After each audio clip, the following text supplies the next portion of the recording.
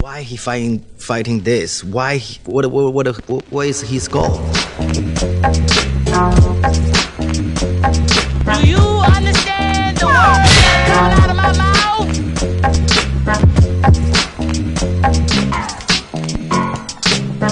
Welcome back to the Immigrant section. I'm your host, Abbas Wahab, and in the studio today we have Jehan Salim. How are you? Hey, Abbas. How are you doing? Not too bad. Thanks for coming on. I appreciate it. Thank you. I appreciate this. This sounds very cool. Pretty nice studio, right? Yeah, I didn't expect you to be here. Yeah. Oh, wow. Right off the top. Just like the, hey, come just a little bit closer to the mic so we pick it up. Closer. I know I wanted to catch you in Toronto, when I got a chance, as soon as I found out that you're coming back. Jehan is a member of the renowned UN, all right? So it's very difficult to get a hold of members of the UN. Busy. Yeah, with you and your UN passport, you think you're better than us? Huh?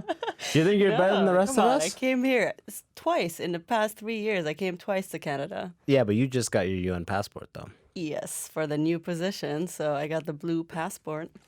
Just a little bit of background for the listeners. Jehan's a friend of mine. You left Toronto like 3 years ago to go on this UN expedition, huh? Yes, it was. I remember at the time I was deciding between two. I had a job offer in London, England. I have to say it England because we have London, Ontario. Yeah. Hey, listen, I have worldwide listeners. And you're from there. They assumed London, England, all right? But for Canadians, you have to say London, England. Absolutely. Because you're from London, so if I say London, you would think I'm going to your hometown. Yeah. You just want to flex with that England. But anyway, so you had an offer between London, England, and Iraq. And that's pretty much where you chose to be stationed for the UN, right? Yes, I chose Iraq. I don't know. England seemed like I can go back anytime there. Was England UN as well? No, it wasn't. Private sector, working as a designer for some company, managing their office changes and things like that. So what did you do before that? Like, what did you study? Interior design or architecture? I forget. It was architecture, project, and facility management. It was like a program mixed with everything, not focused on architecture. I didn't graduate to be an architect. I hate when people call me an architect. I mean, in Iraq, I would call, oh, here's the architect. I'm like, no, I don't design anything. Yeah. I manage. It's embarrassing, right? I don't know if it's embarrassing. People like to be an architect, but I feel like nowadays you don't need architects around. There's different ways to design, and you can get anyone to design anything basically and build it. One time I had an R&D at a research facility, and for 8 months my position was scientist. So Scientist sounds cool, actually. Yeah. One time, TD Bank, they called, and they, sometimes every now and then they're like, before we continue, I would like to confirm with a series of security questions. Is that okay with you, sir? And you're like, yeah, that's cool. And they updated my account. Do you still live at blah, blah, blah, blah, blah? I'm like, yes. Are you still student? I'm like, no, I'm a scientist now. So they updated in my account that I'm a scientist, and I had a buddy working at that bank for years after. He would just be like, oh, hi there, Mr. Scientist. I'm like, that's fuck pretty you, bro. Cool. Just give me give me my direct deposit form and fuck off. Okay? Mr. Scientist. I don't like to be called an architect. I don't know. There's something against that. There's a lot of weight in that name. You know what I mean? Do you think there's ever scenarios, like when someone is having trouble breathing on a plane or something? They'll go, is there a doctor here? Is there any scenario where someone is like, is there an architect here? Do you think? Have you ever? I mean, in Iraq, when I'm working, I'm going on these projects, and like, do we have an architect here? And they always point at me, and I'm like, You're like, I think there's one in the bathroom. Sure. I think I just saw one go to the bathroom. And they like my opinion on design stuff. It's like, is this modern? Is this are these colors in now? I'm like, so they like your feedback. They like your input. They think I'm an architect. I can give them the feedback. But I never worked as an architect. I worked as a project manager. I worked as, I think, a project coordinator or something like managing projects. It's just like, I can be on top of things. I can make sure things are running smoothly, but not design. Yeah, absolutely. Do you ever tell them that? Just like directly be like, hey, look, I'm not an architect. The architect was in the title of the degree that I took. I get that you think I'm an architect, but I'm not. People are going to die. I did if you that keep once. calling I got me an pissed. And then people were like, What's wrong with her? It got annoying after. Actually, my at UN in Iraq, my title was architect officer. That title Ooh, had wow. nothing to do with architect. That sounds legit. Did you have a stamp that you got to stamp shit in red, like No, sound? I don't even have. Structurally sound. I think Kadoosh. to be an architect, you have Kadoosh. to be. You get a certificate. Like you have to. Yeah, you get one of those stamps. Like you probably have it as an engineer, don't you? The PNG or something. No, PNG is like once you graduate as an engineer and you want to be a PNG, which for the listeners, it means professional engineer. It's an accreditation. I think it might be only, is it North American or worldwide recognized? I'm not sure, but you pretty much get your engineering degree, work 3 or 4 years in industry. No, and then you do this whole ethics exam. It's all about ethics. Ethics. And then if you pass, then they give you your PNG exam. You've accumulated all the hours and you know your ethics, you know that good is good and bad is bad, and then you get a little stamp. I think for the architects, they have something like this, but I wouldn't know. I'm not an architect. Yeah, right. That's what you need to. You need to lead. Hi, my name is Jehan. I'm not an architect. I love saying that all the time. The title they gave me when I was hired there was an architect officer, but I had nothing to do with an architect. I was doing procurement, and then What kind of procurement do you do? Okay, so let's just start at the beginning. Listen, I had a yeah, question. yeah. I had. Start jumping. What in. is the training process for the UN? Like, if someone, student right now, whatever, they graduated, they're not finding a job, they didn't really like what they studied, and they've always liked international policy, politics, blah blah blah. They care, they're empathetic, blah blah blah, and they want to get into the UN. What's that process like? Do you guys have like a boot camp? Is it just exams? No, so I didn't know that before I got into it. Like I didn't know I was gonna get into it. I had no idea about it. I remember. Yeah, UN just popped up. Just popped out of nowhere, and it happened to be in Iraq, which I loved. But I still don't know the process. I mean, some people actually, since they're like kids, they want to work for the UN. It's like their goal. They study in political science or international relation, and their dream is to get into UN. How mild-mannered and well-rounded. Like, I feel like if your dream is to get into the UN, your parents did a fucking great job. You know what I mean? Like, But like, I never my heard dream about is it in to get Canada. Did you hear like ever. any of your friends Never. talk? Never. This is what I The thought about too. UN? What? All I know is the Simpsons episode. That's it. That's it. I've never heard of anyone, and you just kind of popped into it. I popped into it. This is how it happened. Okay, this is the story. Do tell. My parents probably regret it by now. Yeah. Because they're always worried about me. I just wanted a break from whatever I was doing here in Canada. What was that, just for reference? I was working basically kind of. And come a little. Oh, closer. There you go. There you go. I was my title was an occupancy planner. Basically, there's these big companies with big offices, and they need someone to maintain their office Space. Gotcha. You project how many people they're going to have, and then you design an office based on that, and you help them with the real estate, things around this. I think it's a trend now where they get they hire someone to even get the office trends where it's like collaborative, interactive. We get all these fancy stuff, the bean bags, Yeah, and the balls. You've seen it. The You big went to San medicine Francisco. ball. Oh, absolutely, yeah. I mean, They San love Francisco, they have it best. They love to brag about the open concept office. Open and concept. This is it. we have couches. Look at our employees. Look, Mark is over here. He's tired of sending emails, so he's sitting back on the couch checking Facebook, and that's cool here. That's the kind of vibe we have here at fucking TimCon or whatever the fuck Making it's called. eye contact. It's this open office. This is what you want because everyone's on their computer, on their phones, so they want this open interaction. And in Toronto, it became a trend too, but more in San Francisco where they have the free Startup culture. It follows big time startup yes, culture. this is how. Yeah. And in Toronto, it's more recent than Definitely, yes. LA and Cali or whatever. But this is what I was doing. And it was very cool, actually. It was very interesting. I got to see most of North America, the States. I got to travel to cities I haven't been to. Like I was San Francisco. So what would you do when you did travel? Would they be like, so you went with a team? I think, they were nice to me. They wanted to show me No, I want to the know like other. No, I was actually by myself. I was the only planner for the Toronto office. So in order to gain more experience, they would send me to different offices in the States. And it's like, look what they're doing there. Try to bring it to Toronto. Gotcha. But the culture is a bit different. You know, How San so? Francisco versus Toronto. Come on, people are more laid back. They have nice weather. Toronto, you get winter, people get depressed. And, you know, you can't make them happy no matter what you do. No matter what you give them, I feel like they're not happy. It's inevitable. That weather, that horrific change in weather is inevitable, you know? I think that so. 4 months of guaranteed just shit. I think so. You It's know? just, It's always in the back of people's minds. They can't really let go. Maybe that's the problem. No. So that took a toll on you. You did that for like a couple of years? I did that 2 years. I mean, for the last company I worked in Toronto, yes, 2 years. Before that, I was doing something similar for another company, similar thing, but it was more of an entry level. But that, with my last job in Canada, honestly, they were so amazing to me. Like, they spoiled me. They let me do whatever I want. Like, if I picked a city I wanted to go to, they're like, yeah, go check it out. Try to bring ideas back to Toronto. You know, they were so nice to me. I love that, yeah. I feel like I didn't appreciate it.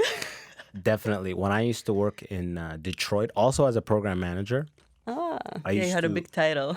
yeah, that's a loaded title, right? It's nice. It's got that word manager in there. But really, you're just an email phone dude, you know? I had a Following lot up on of emails. meetings. That's all. That's mostly what it is. But what I used to be able to control my own travel. So I'd be like, hey, there's a problem with the plant, so I'm gonna go and work on site for about 1 or 2 weeks. So I'd go down to Nashville for like a while, right? Yeah, I remember you went to Nashville a lot. Just I was exploiting it. Hey, if anybody's listening, I think even at the time, pretty much everybody knew that there was just some going there for exploitation fun. happening. Yeah, nobody is surprised. I had the whole game down. No, I didn't take advantage of that. I was You're a just like good person, shy. absolutely. No, not I that. took I was shy. I was full- like, you know, I want to make it with this company. I want to stay. I wanted to stay with them actually. And when I wanted to do a change, they were actually trying to help me. I was like, I want to go to Europe. They were like, all right, we can work on that. So why'd you leave? I left because I was thinking of taking a year off to take a break from Canada And or find Toronto. yourself. Not really. It wasn't about. It was like so stressful here, don't you think? Toronto life. I was living in downtown, not down, midtown. Sorry, midtown. That's To the be specifics. specific. Yeah, but Yeah, either I mean, way, it so it was- was getting too much. It was just like the hustle and bustle of it all. It felt people had no soul. People were getting boring. Like there's nothing to do. I mean, I was doing a lot of sport on weekdays, just going, signing up for soccer, volleyball, and doing all this stuff. But it's like people don't want to have fun, and I was like down for it. I'm like, look, this is the age, mid-20s. Let's do it. Like let's go out, explore. And people are not down for it. I'm like, I think I need to leave this city, but I didn't know where. And I was sitting with my mom one day on my laptop, and I said, you know what? I want to do a research in South America or Latin America for sustainable housing. They do this in the rainforest where they bring a bunch of people and try to build sustainable houses where it's efficient and they don't waste a lot of energy. I'm like, that's cool. This is my background. They accumulate a team of people that have like just so much white guilt. They need to go to the third world and help somehow. Let me feel like this is let me what build a happens in well. Let Canada. me build a library. Let me just do something. You I'm want to so do something where privileged. people are like, be thankful for it. You make someone happy. You know, working in the private sector, you do it for rich people. And I don't know if that's rewarding. It's like all these people have this bunch of money they want to throw, and you can do something for them. I don't know how Yeah, nice that feels. everything is driven by commercial interest. Yeah. Yes. So I didn't know it then, but then it's just like, my mom was like, why would you go down there when you can't even relate to the people? Why'd you go to Iraq? I'm like, really? How would I do that? Yeah. How Like, would I can you work tell me? in Iraq? She's like, I know my friend's daughter, my friend's son, they're all there helping out. And look at you guys, just here. I'm like, what? I'm like, all right, let me Google this. I thought of it. I'm like, okay. I Googled volunteering in Iraq. Okay. And the first thing that pops out, the first search is UN volunteers. Okay. I'm like, all right, but I asked my mom, like my mom was sitting with me while this happening. I'm like, do you know any agents? She's like, I don't know. They all go there and help. And she made me feel bad, like I'm not doing it. I'm like, okay, I found this.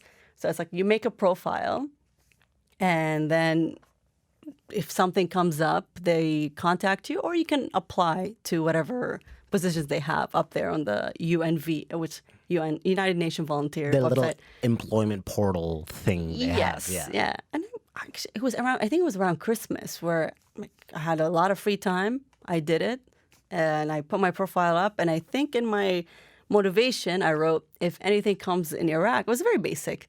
I would love to help out because it's my roots, it's where I came from. Literally like in a month and a half, I was in Japan. You were in Japan. Yeah, we're in Japan. I had my London offer and they contacted me saying, architect officer, we'd like to offer you this. And I'm like, and you I think you bet me on this. You said you're going to go to London. I'm like, no, I'm not. I don't know if you remember this or not.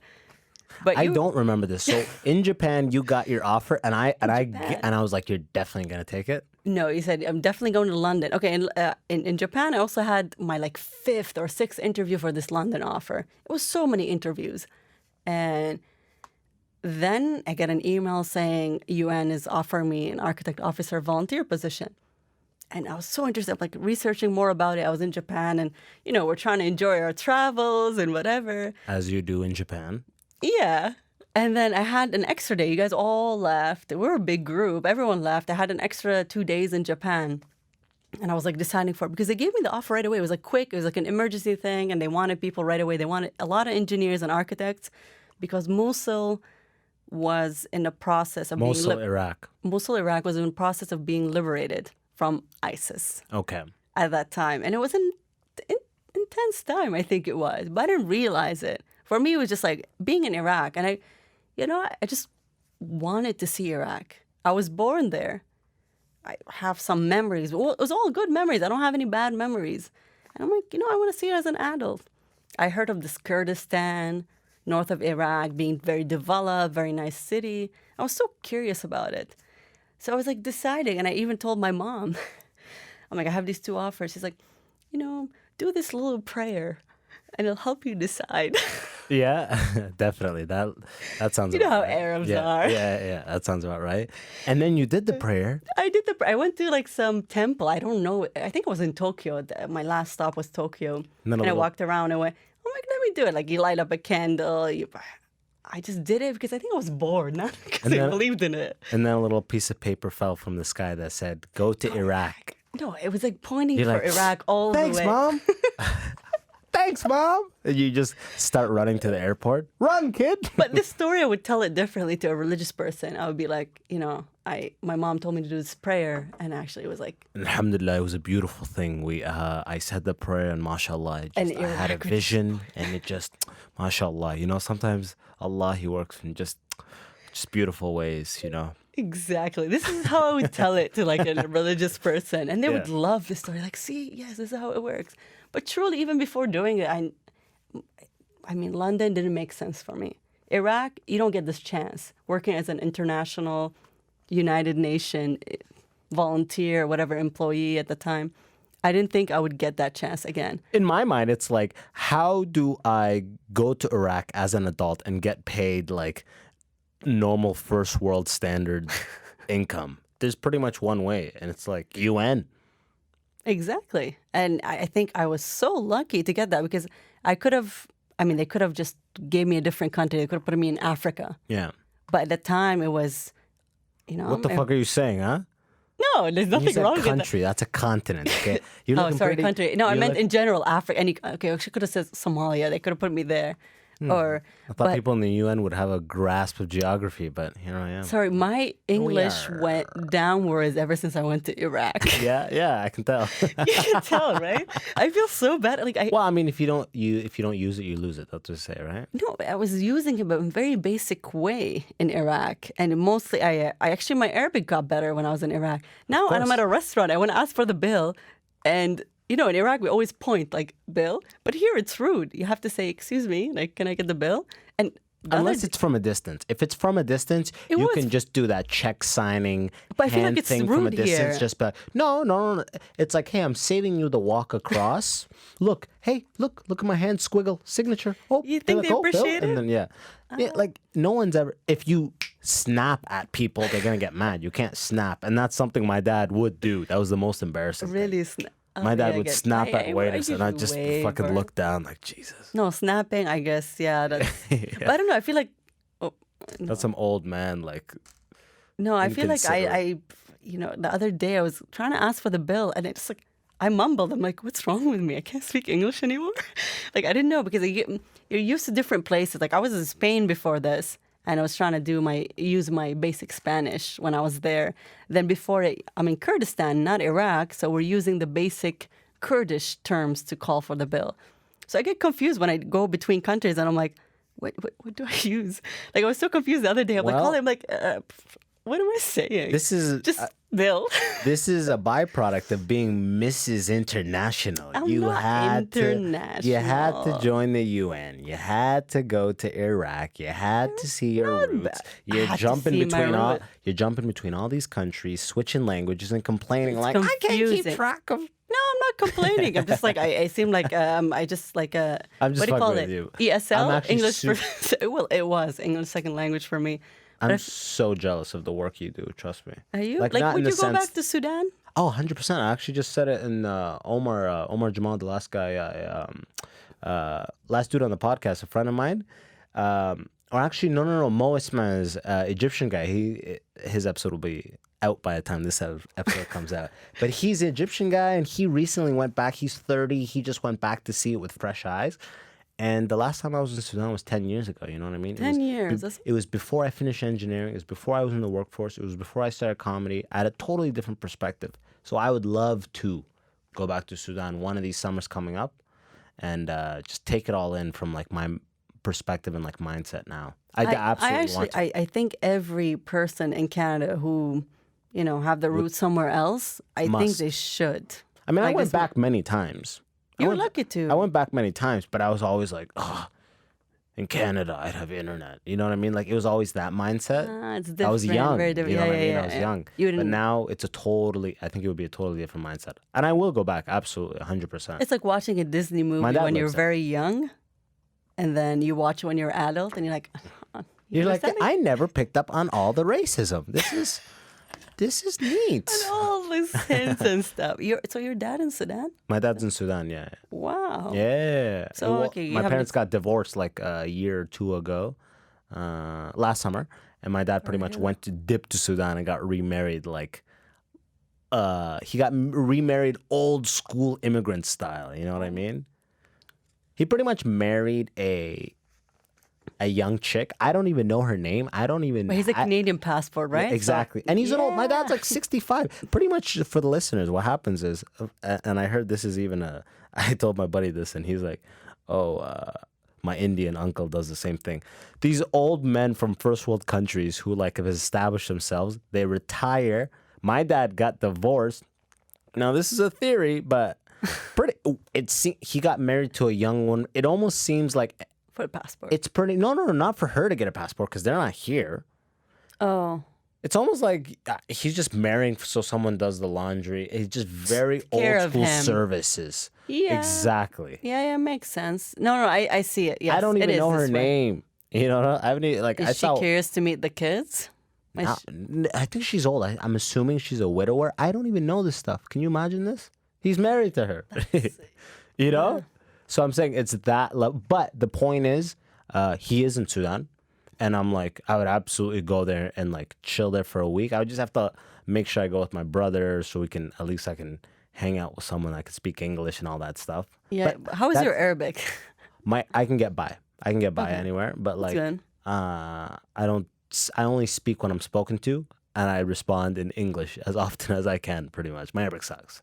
But pretty much when I said I was jealous on that basis, that you got to go back to Iraq in this functional like workforce capacity, which pretty much for me in Sudan, my only option would be to go back with the UN, right? Or what I hope in the next couple decades is if it takes a good turn, I go back for comedy. Yeah, that's what I was thinking. Like, not to be a comedian there, but to go there and do a show. No, that's what I was thinking. You would go back for that. Oh, yeah, exactly. But right now, I think they'd probably hang me or some shit. It's Sharia law still. No, actually, you know what? Just today, I was reading in Sudan, they finally are thinking of having a female football team, soccer, what we say in Canada. Can you believe this? The first time ever. They're thinking of having a football team for the females. And now they're trying to get women into sports more. Yeah, that's good. Nice. They're catching up to 1954 North America. You know what I mean? And that is wonderful. But that's a good. That's a good That's step. it. Yeah, it for definitely is a now. good And they're step. saying because after the coup, now they're trying to be more liberal. I don't know. I would like to see that because I'm hearing such bad stuff about Sudan and how like girls and guys can't even sit in a cafe together. Did you know this? Well, there's like first world areas where it's like all the people that are there are like Sudanese people who like travel abroad, And they and come it's like back. very expensive to like hang out in this venue or bar or not bar. There's no There's bar. no It's a bars, right? No Cafe, alcohol. right? So in there, those like first world Sudanese people are hanging out, boy and girl. But in normal places, absolutely, man. It's Sharia. It's like old school. I It's did like not you know have to this. wear like in Saudi. My buddy was telling me like in Saudi when a guy and a girl want to hang out, they'll put on like a fake ring. You know what I mean? Just so they can pretend Carry that your ring they're- around Yeah, if you want to hang out with the guy. It's a different, and this is in 2019. This is like, you know what I mean? Like this is. Yeah, yeah, in Saudi Arabia, yeah, but they're trying to be But in more Saudi liberal. also has the areas where you don't have to really be like that. Like Because it's they have the pretty open. international complexes where I think you can drink and do whatever there, and it's like you're. Exactly. Those like Untouchable. worlds of like super liberal living in a super conservative country. I don't even know how that shit works. I've never seen it. I've just heard of it. I would like actually to go to Saudi Arabia just to see it myself. Haven't you been? You can't. As a woman, I don't think you can go there by Without a yourself man, right, without a yeah. man, It's cousin, crazy. brother, or husband. As long as they have, penis and, they're a man. It's crazy. Like It's fine. it's like, don't you want tourists I there know. to see it? I know. And All these kind of like, all this super like gated entry, it's gonna lighten up in the future. There's no way it's gonna They're tighten gonna up. have It has to go in the direction of lightening up, because It that'd has be to. weird. Come on, North Korea, you mean? Like they're gonna let people in? North Korea, yeah, I think by the time, if we make it into like our retirement age, like 50s, 60s, 70s, whatever it is, I don't think North Korea is going to be communist at all. No, North Korea is probably going to be like, going to go democracy in like 15, 20 years. Max. Really? Yeah, Really? come on. It's just ridiculous how they're living compared to everybody else. It's almost kind of like, hey, but seriously though, modern times. You know what I mean? Like everybody there is living like the like book in Saudi Arabia, they had to 1984. blend in now. They had to make some changes to seem normal. Exactly. And North So- Korea is not trying. They're not like, you can't stop. You can't, the rest of the world can't keep developing and you can't be on like a pause, You can be on a pause for a while, but eventually that shit gets forced out. Like you can't, as soon as that Kim Jong-un, as soon as he dies or as soon as he's sick or as soon as like the younger people become like the bulk of the population, like in like working industry, I feel like there's going to be the time for that coup, that switch. I feel that like most revolution. countries will have that. Like I'm noticing it in Iraq, our people our age, they're more liberal. They're all, more open-minded. You would think it's the other way around. I mean, people have different perspective on the Arabs and Middle East, but I feel like this generation, I think because of the internet, they're reading more, they're seeing more, they're seeing what's out there. They're connected to cultures that are not their own. Yes, they're more exposed Yeah. than the earlier generation. Like, okay, if I meet someone in their 40s, 50s, that's a different story. They're still backwards. Yeah. But people our age, like mid 20s, late 20s, they're ready to make a change. Like, I mean, the guys too, they're more open-minded, they're more flexible. Like, it's not like how I grew up here in Canada. I was like thinking all of them are just, pure controlling men, but they just want to make a change. They want to be more relaxed, doing whatever they want, and be more westernized in a way.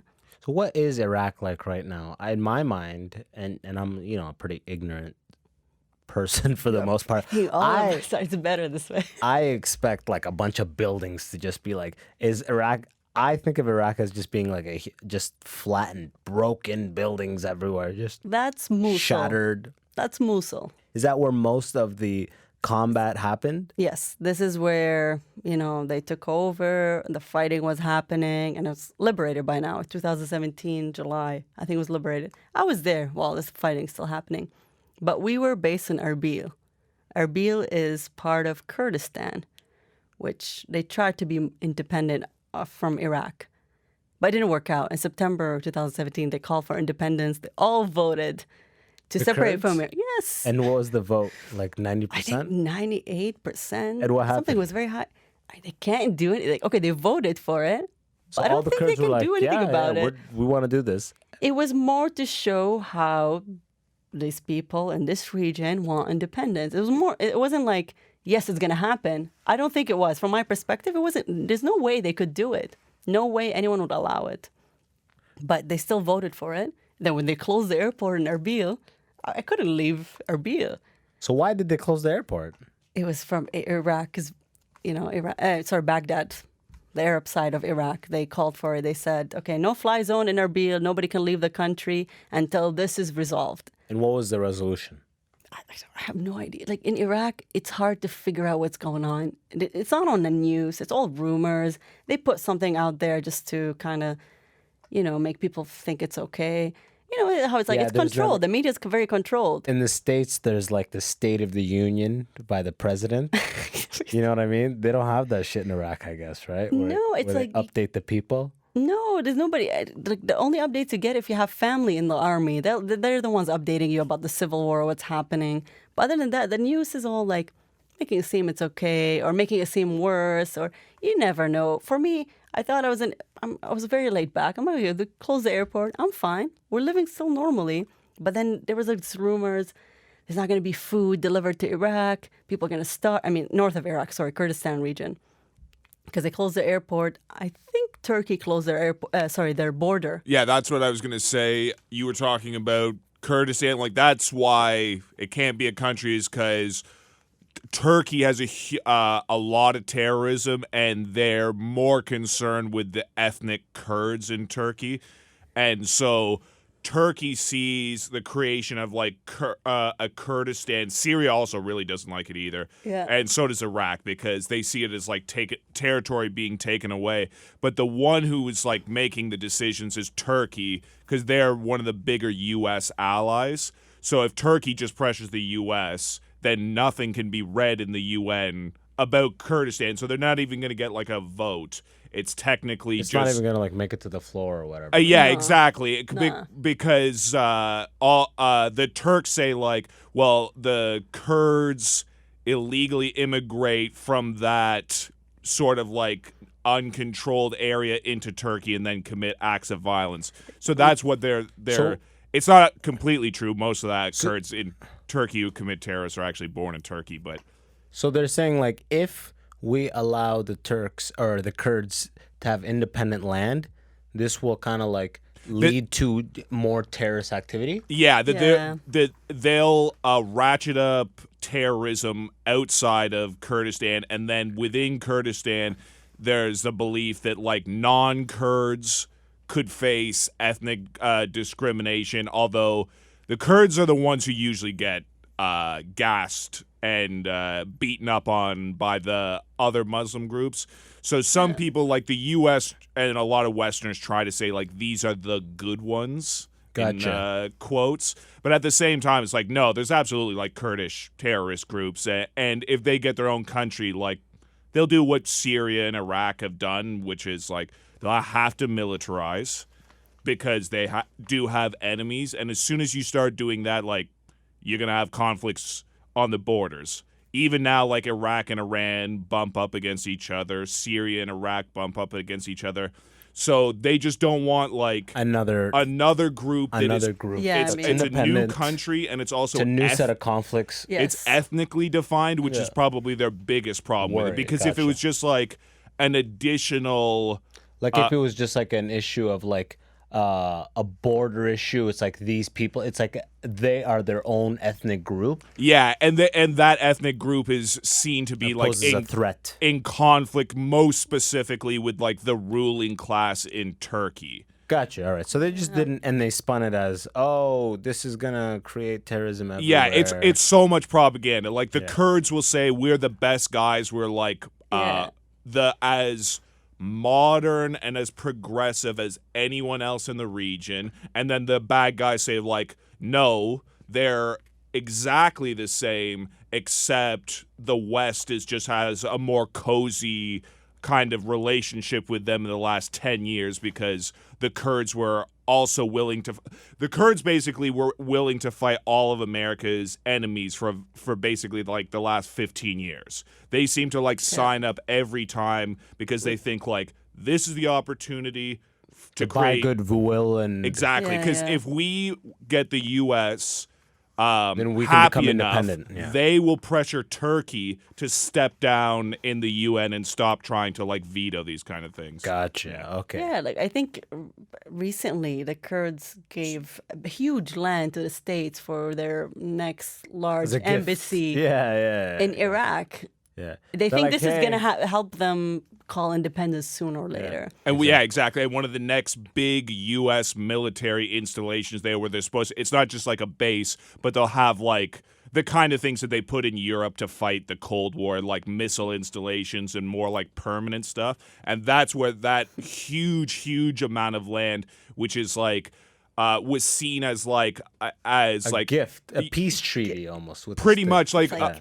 this. Got the state backing us. Yeah. Similar to Aboriginal tribes pipe, yeah. making a very bad mistake thinking that like we can barter our way into letting one of these bigger military powers sort of acknowledge our existence, but it's like the US doesn't do that. Like that's through their history is they always make those deals, but they've never ever just like said, okay, now you could have Kurdistan. Like the only time that really kind of worked out is like Jewish people and England. They basically made a deal that successfully allowed the English to acknowledge Israel as like a real place and it deserves its own country and its government. The Kurds are under the impression someone is going to give them that benefit of the doubt. Gotcha. Okay. All right. Yeah. It's. I'm impressed with his knowledge Yeah, about yeah, the this guy, I he'll didn't go, know people yeah, in he Canada knows. know. Oh, I'm a Patrick, libertarian, so Oh, you are. all I care about is like wars and stuff like that and ending the war. So I'm big into like U.S. foreign policy history, and then it also shows. just like Middle East in general is fascinating. So It is. It's ongoing. It's crazy. Like the 2.5 years I was there, they called for a referendum. I was there when they had a huge earthquake.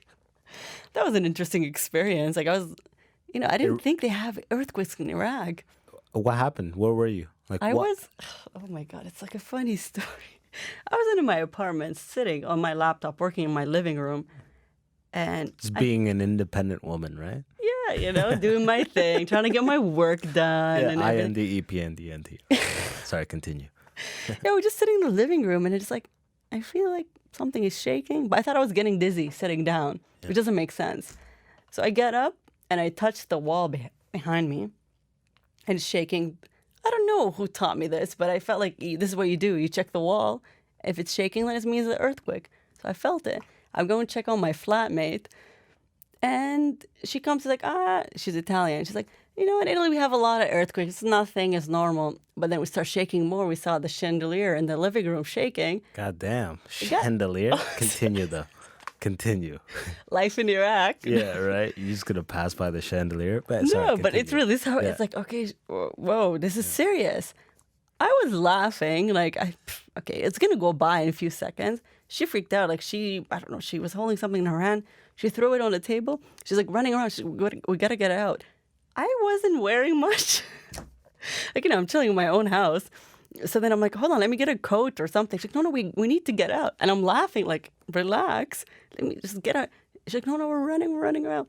And I'm just, I don't know, I get giggly in like, serious situations. emergency scenarios. I think so. So we're like running. We just leave our apartment. We run down the stairs. I think the earthquake was done by now. It's 30 seconds. By the time we figured it out, it was done. We're running down the stairs. We're on the 9th floor. Everyone in the building is running down. And I realize I'm very fast. I'm like, oh shit, these people would be dead if we were like in a zombie mode or survival mode. I was like running stuff, and then I slowed down. I'm like, okay, I'm looking around me, and there's a mom with like 3 kids, and they're all crying. So I'm like, okay, let me help you out. I carried one of the kids, and I'm going down. And the kid is crying, like trying to jump off me. I'm like, I'm trying to help okay, you. take him back. Take him back. Take him Then back. I'm like, here you go. But you'd have to like, what's going on? Like, they didn't know what's happening. I think most local people thought it's another war, like some bombing is happening. Oh, That's the first thing that I can think of. It's I don't think people are familiar with earthquakes. So there's That's hilarious because like if the building started to shake right now, yeah. where we are right now in this building in Toronto, nobody in this building would think, is it an airstrike? No, Is it? Are we under fire? Are we under siege? No, everybody would think it's at some sort of natural yeah. thing or some sort of foundation issue. Nobody would think it'd be fucking anything related to war. Yeah, When we came down, actually, that's first world privilege right there. Freedom. This is Canada. This is why I love to live here. You would never. Freedom isn't free. You would never think of these things. It's like, a car hit the building. Sometimes it shakes if that happens, like car accidents or something. That kind of perspective is valuable, though. I mean, a lot of people have not experienced anything. And I'm not talking about from the earthquake. Like, I've never experienced an earthquake, but a lot of people have. I mean, Well, in it's a Canada, natural we had occurrence. it. I was here when we had one. But and I'm I felt, I'm saying to be in a setting where any sort of tremor or earthquake, your automatic feeling is that you're under attack. That's fucked up. that's the I can't even sad experience part that, because yeah. they were all crying. Most of these women were alone without their husbands, like with the kids. And I realized I was the first one running down the stairs, and they all followed me. And I realized I was in the basement of the building. There was no exit there. And I was like, That's hilarious. I You even took laughed everybody to their certain death. I didn't even laugh more. But then I was like, no, basement is the safest because it's underground. Yeah, I don't know anything. But then I went upstairs and then everyone was crying outside. And I felt bad. I'm like, why are they crying? It's an earthquake. Miss But- PTSD. I think a lot of them were traumatized thinking, Yeah. and because I don't know, we were liberated. Mosul was liberated by then. So I don't know if they're still thinking they're under attack. And I felt bad. I Absolutely, wanted yeah. to explain it like, calm down. But all I saw, women and children. I'm like, where the fuck are the husbands? Where are the men of the house? Probably at work. Was it a weekday No, it during was office night. hours? It was 10 p.m. Oh, yeah. They're all probably having all their boys' night, drinking somewhere, or tea and what do you call it? Like playing backgammon or they call it Cards. probably, cards somewhere. Yeah, that's how it is. And I felt bad. I'm just like everyone's sitting outside trying to figure out, okay, what do we do next? And they said when an earthquake happens, I think it happens every, I don't know, some half an hour. There's another. Like Kind of there's a period where there's like a frequency. Yeah, I didn't something know like that. Yeah. Yeah, there's something like that. And I'm like, I don't know. I stayed down for a bit, then we went up, and I'm just like, I think I'm very laid back, which is very bad. And my friends are all like checking on me, saying, "Are you okay?" And whatever. I'm like, it's fine. I felt an earthquake in Canada before, and I was born in a war in Iraq. I was born in the Gulf War, and I was in Iraq when the U.S. was bombing. So hearing bombs, it's normal to me. And when It's not, but I don't think it is though. It can't. it's not, I don't think it's The normal. the use of that word is like, you gotta be But careful with. I I don't think it is normal. I don't, it shouldn't be you're normal, but as yeah. an Iraqi, I thought people would be used to this. But there was such a big gap from the last. Let's say the last time there was an earthquake or tremor or an attack was a couple of years. So that's the first one in a couple of Probably, years. yeah. And it just surfaces all of that emotion and all of that trauma, like you were saying. It's PTSD coming back. Like you think, oh my, like you I can't think be so. rational. You know, I you think think of so. every person you lost in the conflict throughout those years, right? No, it must be tough because I had You're saying this. everybody is crying outside. That's like a fucking weird, like It end of the is world. weird, and I wished I could do something and I could talk to, like, make them calm down and say it's nothing. But they're all worried. They're calling their families elsewhere to see if everyone's okay. Apparently, it was a pretty bad earthquake, not in Erbil, but outside of it. Iran had it the worst, actually. The villages in Iran, I don't know how many people. I think 300 people died because, according to some resources, the construction there is very cheap. That it all fell apart and it fell on people. Okay, take it easy there, you architectural officer. No, not me. It was, this is what the Kurdish side other- of people, like our side of Iraq, would say about it because Iraq was not destroyed. They didn't have any, I mean, some buildings shook, but nothing fell or got destroyed. But Iran had it worse. It was pretty bad. Like 600 people died. This is the one in 600 people. 2017, right? Yeah, it was. Yeah, I think the biggest mass casualty incidents in the history of Iran are all earthquakes. It's the worst things that Really? ever happened there. And yeah, that construction rumor thing is like pretty widespread. It's like that construction companies in Iran are very corrupt. But because it's the Kurdish side, that's what they say. Nobody's paying attention to the Kurdish side of Iran. This is why it's like cheap material, cheaply made.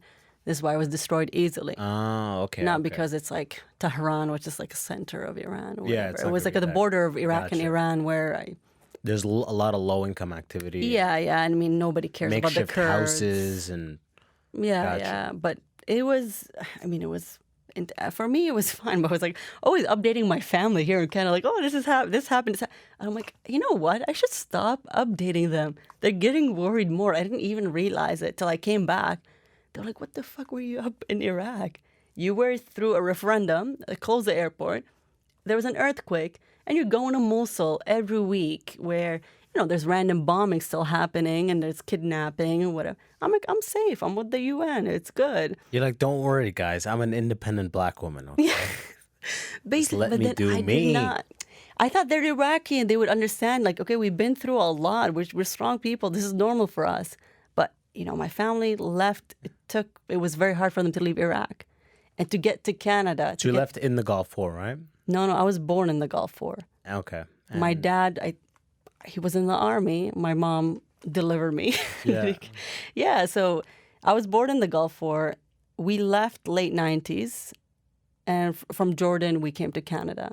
I think when we were in the process of moving to Canada, the 9/11 happened. Ooh, bad My parents timing. were worried that, like, okay, we're not going to make it to Canada. Yeah. They're so worried. They're like, okay, this is it. We're not making it. And they're like panicking. But no, we made it to Canada. But I think for someone, old, an adult with kids, to get out from Iraq when it was under sanctions, there's no fly zone in Iraq. The only way you can get out of Iraq is you drive to Jordan or Syria, I think, at the And then time. fly out of there. You fly out of there, you apply for immigration. We're not, Refugee status. no, we did immigration, not refugee. It's Because different. refugee is faster in that, because if you can prove that you are fleeing for, safety of your life and your family, I think it's a much faster process, especially It is, I think so. during that time, right? I think so, but I think the way my parents did it, they were doing it from early 90s. They were applying for immigration. Gotcha. It took them years to get it. So your dad had like a, okay, so 'cause Actually, They wouldn't have Mom, been able to my qualify for family, refugee status as well, because unless you're like an ethnic minority or anything, you're not a refugee just if there's a war in your country. So you would have had to have been. if you claim that you had like You're an being actual reasonable threat on your life, Yeah, that the government would have had to like put in it's an writing. investigation. Yeah. Like some kind of law that has to do with like an ethnicity, race, sexual orientation, and things like that.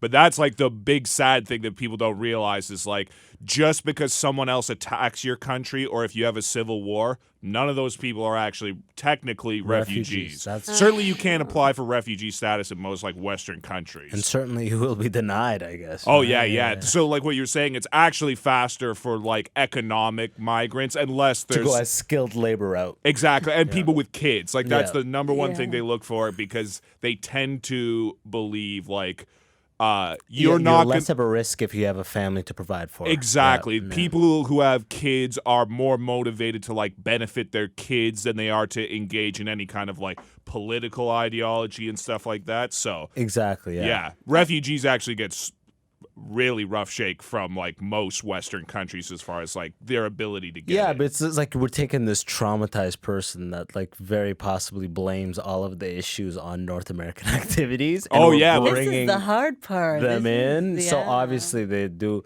Well, But were in you the an States, it was immigrant a or big issue. refugee? That's how funny that you say that because in the London, Ontario, not England, there's a Sudanese population, pretty sizable Sudanese community. You mentioned this before on your Yeah, podcast. they're all cab drivers. But out of all of the Sudanese community, my family and one other family were the only people to come into Canada on professional status. Everyone else came in on refugee status So because you're they one of the changed the rules. privileged ones. They changed the rules in the mid '90s or something to make it way harder. Because it now was like even before, way harder Yeah, and now. even now it's way harder with Syria and everything. But you know how I know that we were one of two families that came in on professional status? My dad would remind me every fucking 2 weeks. We are one of two families You're unprofessional. Arab parents would do this. Arab parents would do this. Two. I'm like, Jesus. Okay, Yeah, all right. Just pass the salt. You know what I mean? Like, yeah. what That's the a good fuck? reminder. No, because it's hard. It's such a hard process. It's not easy. And I see it in Iraq. When I'm there, people are begging me. It's like, how do I get to Canada? I'm like, I think where the Kurds are living right now in Erbil, I'm like, you guys are fine. You're fine. There's jobs. I mean, food is available. Buildings are being built. Houses. I mean, everything is available. I'm like, why do you want to run away from it? It's fine. But a lot of people are like, how do I get to Canada? I'm like, you're good. It's a long process. I don't know how you can. I don't even know the process now. People ask me thinking because I'm it's a Iraqi. long process. Yeah. It's not easy. It's gonna take years. And people are just like more. They're more sold on like the dream of leaving the and coming things here are rather greener on than the other exactly. side. The grass is always greener on the Yeah. other side. Yeah. Said Yeah, it there you go. You're an immigrant. My It's okay. English is so It bad. is the immigrant. The immigrant section. Half of the immigrant section is just us fucking up sayings and idioms. You know, grass is less brown on. I said the green is on greener on side, the other side. Yes. What goes how up it is. eventually, it has to fall. Is another way to say it. No, but they should realize it's like, no, you stay in your country and try to make it better Yeah. instead of running away from it. But that's easy for you to say.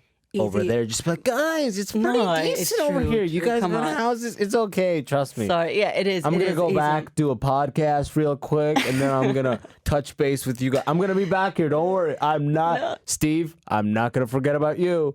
I will be back. All right.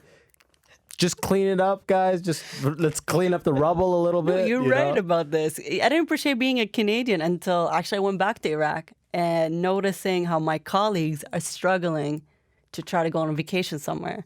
Like Because of their Iraqis, passport. Syrians, or whatever Arabs we have in Iraq, or other national, even like Africans we have that working because for of their passport. because of their passport. Yeah, my, and Asians too there that working in Iraq as internationals, and they're always trying to think because this is how it worked at UN because they consider Iraq as a hardship country.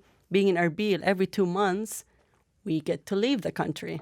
Got any country that's designated hardship, you have like a budgeted amount of time where you get to leave. Yes. What else? Colombia? What other countries are like considered hardship, or like I guess maybe Venezuela? I think now Sudan. Oh, without a doubt. I mean, South Sudan. No, when it was wasn't. Sudan off of that list? It wasn't, believe it or not. 2 months ago, it was a family duty station. You can bring your family there and raise it as an international. It was normal until Actually, the coup just happened. real quick. Can you just give me the different classes of how base is? So you said there's a family base. Family duty station. Well, right now, okay, I'll take an example. Since I'm going to go to Jordan, this is considered a family duty station because it's a normal country, Low risk. low risk. They have all the resources available, private schools, etc. whatever. You can bring your family there, live a normal Healthcare, life. yes. Yes, everything is available. And there's also I don't know what else you would look for family duties. Yeah, it's something I don't know much about it, but this is how I look at it. For me, so I won't have as much vacation days being in Jordan. In Iraq, I had more. I was like exploring the world. I got to explore. So why'd you leave the hardship base? It was a career movement. What else is there? Family, hardship, is there anything else? It's like it's rated from A to E or something. E is being the worst, I think, the hardest. So Yemen, for example, because in Yemen you would live in You probably a get compound. 6 months off the year if you go to Yemen. I wish. No, it's 4 weeks of work. Yeah. I mean, you get the weekends off, 4 weeks of work, and you get a week off to leave the country. Yeah. Because you live in a compound there. You're living and working in the same space. I don't know what facilities they have for them there, if they have restaurants, or gym, and all this stuff. Who knows? But it's like this. Baghdad, for example, similar. Compound life.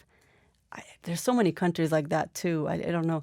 But people love these countries. You know why? Because they get paid more there. These young people just want to make money. They go to the hard, they want to sacrifice their social life to be in these countries. And for me, it's like, no, I got to keep a balance. Just the bank, because you're living on the complex, you don't pay for living. Yeah.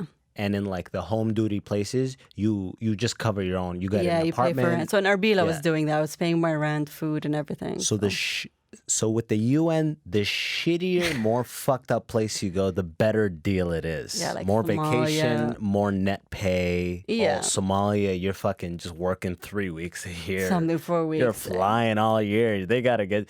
So, talking to you throughout the year, it seems like the UN, these bases, they almost operate like college campuses, almost, huh? How do college campus? Oh, yeah. Okay, you mean the lifestyle? Everybody's hooking up with each other. It's like Big Brother in these fucking bases. It like, is. tell me about that. You know, but I What's had that? Your base in Erbil. Erbil. What was but, the population? like international population? No, not What of I mean- Erbil, of your base. How many people are at that base? No, it's not like a compounded base. It's you can live anywhere. UN had their own compound, but you live outside of it and you go to work inside the But how compound. do you live outside? I thought it was a. No, Erbil is okay. It's not a family duty station, but it's still not as strict. Like it's considered safe. Gotcha. All right. I mean, they have. I lived in a building very close to the compound, and there was restaurants around. Everything was around me. I didn't need to take a taxi. Basically, it was walkable. Gotcha. But yes, I mean, being an international, imagine we have all these people from all over the world Yeah. in a country like Iraq. Yeah. Actually, in Erbil, there's a Christian town, so there's alcohol is available. Any Did night the, of day. did the locals look down upon it, or is it like? No, I think the locals were excited. There's this international people drinking, so they can do it too. Gotcha. Okay. They were joining these international parties, and because you have nothing else to do. Who is the horniest ethnicity? Come on, I can't say this. Yeah, you can. Come on.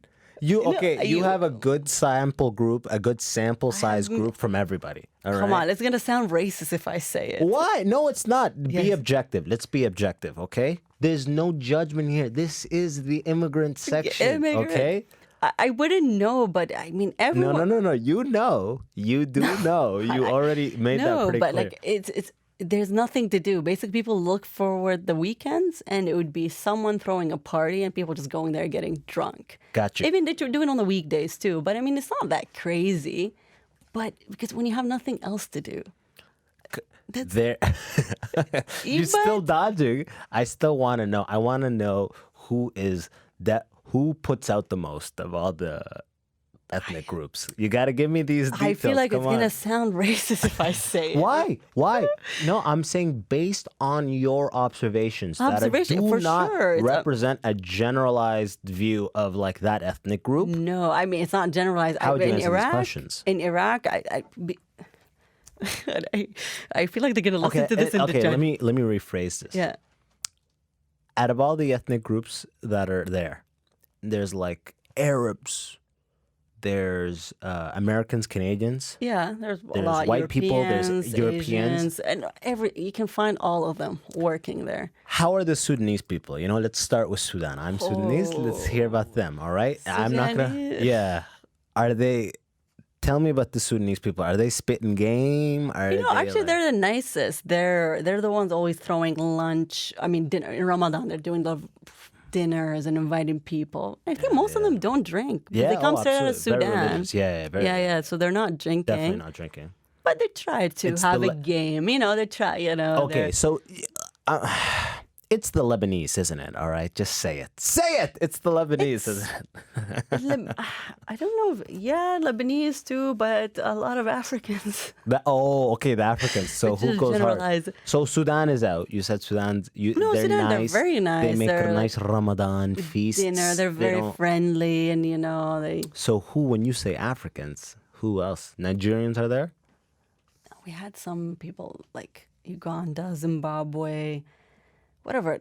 Yeah, Nigeria. Are they always spitting I didn't game? know. Are Sometimes they- I didn't know countries. Like I know Africa and where each country is located because of the amount of Africans I met there.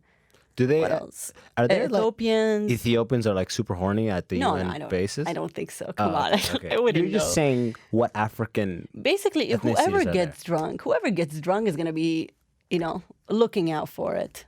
It's you're there without your family, without your kids. You have nothing to do. So once you drink, this is what you're going to go for. Yeah, but I want to know who is going for it more. That's why I want to understand what this like.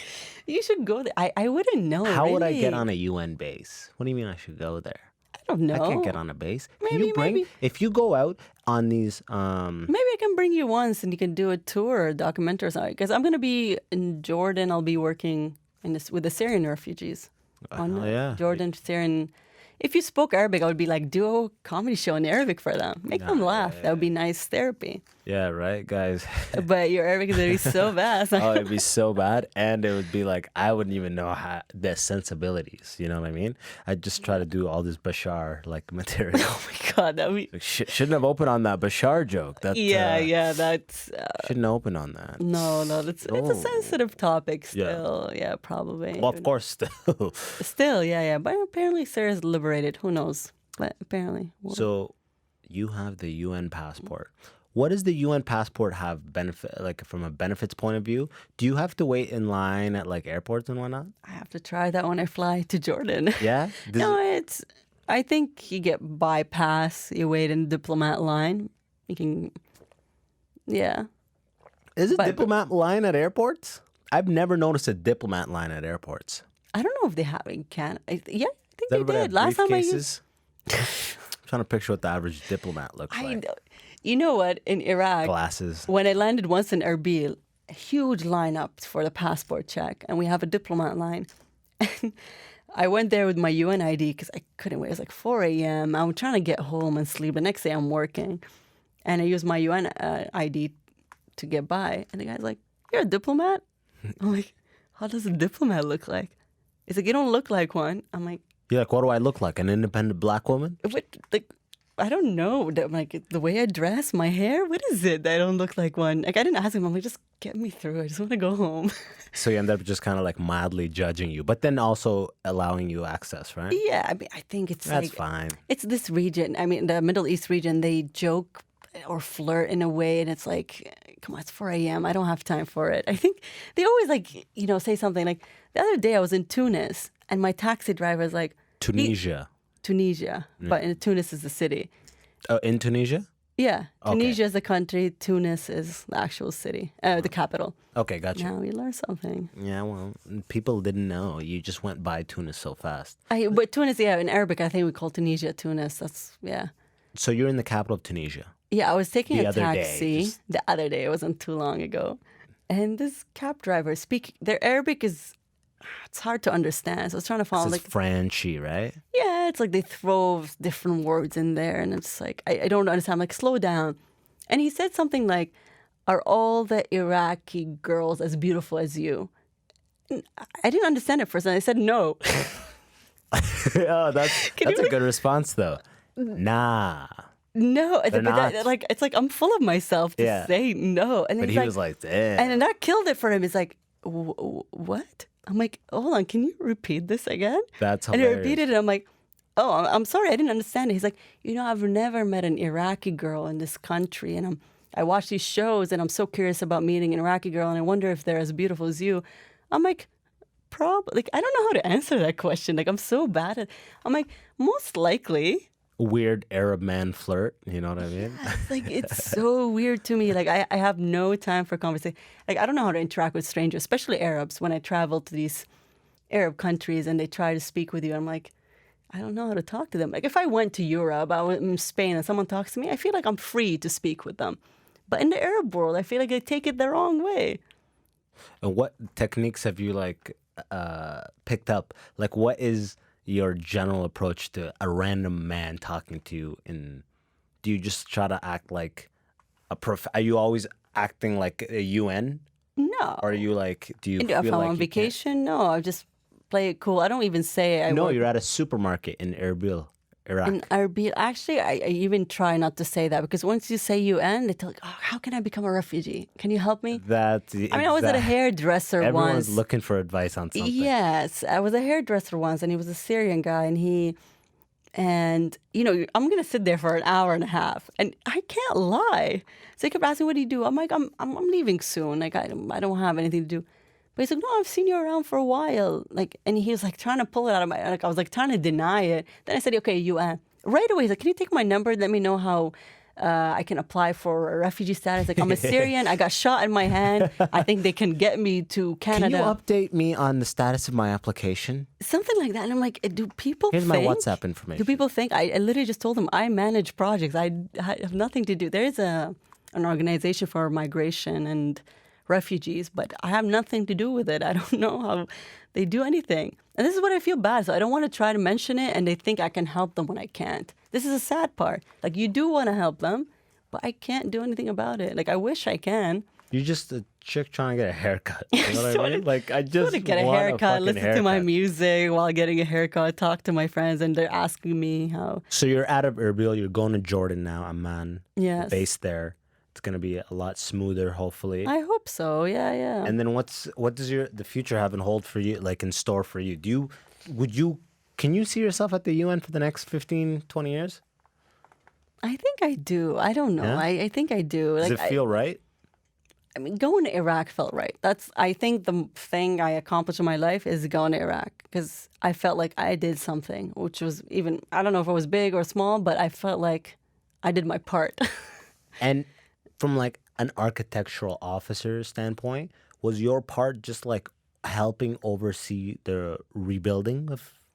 So I got in, my last year was focused on a housing project. After we finished building schools, government buildings, police stations, whatever they were. Rebuilding or building new stuff? Rehabilitating. So it was like destroyed, and Yeah. then we tried to finish the building up. Gotcha, Some of it was right. completely destroyed, but actually, Patch up the holes. yes, Nope. fill up, the gun hole. Put the bulletin board back up. I got you. Okay. Basically, then we moved to houses, private houses. So we're trying to bring people back to Mosul so then it can go back to normal life. Gotcha. That was, I think, the most amazing project I worked on. And it was because when you start the project, you're going directly to the families who are returning to Mosul, and you're talking to them directly. And they tell you the stories they went through, what they're looking for, and the first-hand experience of ISIS. You get it through these families. What And did that's- they say about ISIS? Some of them actually had, not nice stories about ISIS. Sorry, let me rephrase it. They actually said it was a nice period of time because a lot of people in the same street of neighborhood, they would all of them get together in one basement, and they lived together for I don't know how many months until ISIS left. They were all helping each other, cooking for each other, the women together, the children playing, the man. So they're all living in one house, waiting to be saved. So there was it was a good time and a bad time at the same time. And I was hearing that, I'm wow, I don't know how to react to it. But And who was coming to save them? Iraqi army backed up by U.S. or whatever armies they were backing up. And there. what was ISIS doing in that city at that time? Were they going house to house killing people, or what were they doing? They weren't. I don't think they were going house to house to kill people. They were just trying to take over the city and then brainwash people to follow them. Gotcha. Okay. All right. Yeah. So it's the UN's responsibility to rebuild private homes? It's not just UN. There's a lot of actors in Iraq doing similar. There's NGOs. There's even private donations, or even people helping each other. Some people, I'm hearing it from Canada, actually. Families are donating money to build houses in Mosul. I just heard it from my mom. And I'm wow. UN, I was doing the similar job. They're yeah, but it's not enough. Sometimes people are doing it on their own. So people who have money actually trying to help other people in Mosul, which is very nice to see. Everyone just wants people to go back to normal. So when you talk to a family, when you went from public commercial buildings, schools, police stations, and went to houses, and you said you were talking to the families and hearing the stories, what was the purpose of talking to the families? Are you so was this a wall here? No, okay, so we had engineers assessing the houses, but for me, it was more of a personal. Gotcha. Okay, so you For me, just it was wanted a to hear person- their story. I wanted to You're on hear their site. story. And for me, it's I felt bad for these. I can't course, do. of I mean, me managing. You want to hear their story, yeah. Yeah, coordinating their project or whatever. It's the least I can do, but these people are sad. They went through so much. They've seen, I don't know, they're traumatized. Some kids saw their dad being killed or their sister or whatever. They've seen a lot The of stuff. horrors of war. Some people like went deaf from the bombing, or they can't even speak from the stuff they The witnessed. trauma, yeah. Yeah, it's a lot. And it, for me, just like sitting with them for 2 minutes, just like, having a normal conversation. For me, it was getting my Arabic better too. And trying to joke around with them, just at least I can do is put a smile on their face, and hopefully this will get their day going. Because there's not a lot of people returned yet to Mosul. I mean, they're trying to return because their houses are destroyed. So Yeah. they have nothing to go back, especially in winter. There's no roof. They can't. It's raining all the time. So where are they living while the reconstruction is happening? Some people are in camps. Some people are living at families' houses, or on the other side of Mosul where it's like not destroyed much, renting, and it's a mess there. Like, it's hard to explain, but But your time in that like housing rebuilding effort was definitely your favorite. yeah, the people. I mean, the local people are amazing. I never got like a hospitality like I did in Mosul. Wherever you go, they're offering you something. They have nothing, and they're offering you something. Like either it's food or tea or amazing. juice. Like I almost Right. cried once. There was a family. I don't want to cry right now. There was a family. 3 of their kids are disabled, and they literally have. It was the beginning of the project. We went to their house. They're such nice parents. They welcomed us in. When we finished the project, we went back and we saw the house, and they gave us all these drinks. And I'm like, you guys have nothing, but you're still offering. And they're so happy, and they're smiling, and they're thanking us. And I'm like, I literally, like, it was a sunny day. I had my shades on. I went in the corner, I, like, let out a few tears, and I went back in. Like, it's just so sad to witness. But also on some weird level, I can see that having that access to those raw experiences and stories, and like having the ability to help directly, like you are the UN, that's like addictive. So if you say you could be there for 15 more years, I kind of get it in a weird way. It is, if I could, see my result directly and see if it's impacting people. This is, I think, what made me keep going in it, because I was seeing how people are, so happy. Even from the assessment stage where we're talking to them, we know like in 4 months we're going to finish their house, and just seeing their reactions, like, oh, someone's helping us. It's That's amazing. yeah, but it's still like, So as it's soon hard. as you feel like your efforts are not making a direct I think it's impact, when it's like you're gonna start checking almost out. addicted. It's like drug, like you're like Yeah. living off people's. People being like, thank you. You're like, yeah, you kind of want that a little bit. Actually, at the end of my, like when I left Iraq, I didn't know how much they appreciated me. They organized a surprise party at one of the houses in Mosul that we actually worked on and finished. It's like beautiful, huge house with a courtyard, marble, like this Mosul marble, like they're very famous for. It's like, I don't know, 500 years old house. And you walk in there, because we had a team of 80 engineers, local. 80. 80 guys and girls. Actually, we hired a bunch of female engineers, which is like very special for Iraq. And I just was amazed. I'm like, oh, I'm appreciated here. I didn't feel that. 2 years and a half in Iraq, I didn't feel it until my last day. And they actually organized it. They had all this stuff, music. And Do you like that cake. kind of stuff? Was it a surprise? It was a surprise, but I kind of figured it out before, because Yeah, exactly. Just the way Yeah. that people were like handling you on that day. No, it They're like, wasn't don't be about over there. Don't be over there. Just hang out on that side. Just keep your back turned. No, it wasn't like, it was days before it. Some girls were upset. They couldn't do what they wanted to do for me. They were messaging me. They're like, Jehan, we want to do this for you, but we can't. And I'm like, what are you guys talking about? Why can't you? Yeah, what do you guys, like, we want to organize it. the big bit. They killed it, but it was Yeah. still nice. And it was just like, wow, the way they organized it. It was like, there's Mosul Maslawi, that's what they call them. They're so nice, and they're appreciative of whatever you do for them. And it's hard. I feel like in Canada, people don't appreciate the little things. Well, I mean, it's easy to say that again because you are exposed to just everything, a spectrum of like No. despair and like